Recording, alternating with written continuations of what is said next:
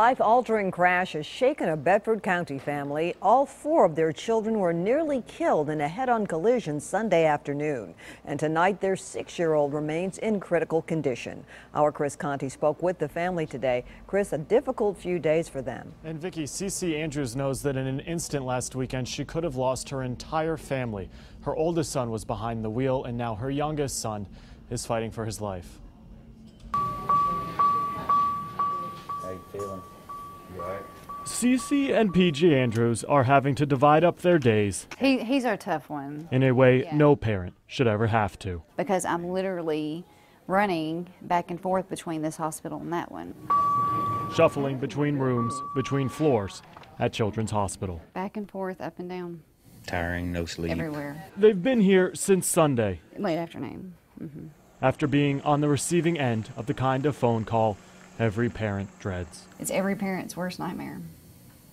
I mean, it's one thing to have one child in an accident. It's a completely different ballgame when you've got four.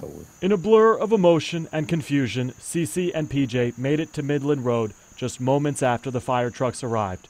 They found all four of their boys pinned inside their oldest son Alex's car. And there's no sound like the sound of hearing your children scream.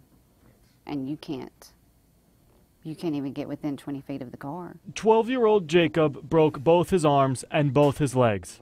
9-year-old Joshua is in pain all over his body, swollen head to toe from the sudden head-on collision. And they hit, and they went almost back together, so they had to cut every door off the cars. The family's biggest concern right now, though, 6-year-old Jackson, who has a severe spinal cord injury. I could have lost 4 of the 5 of my children.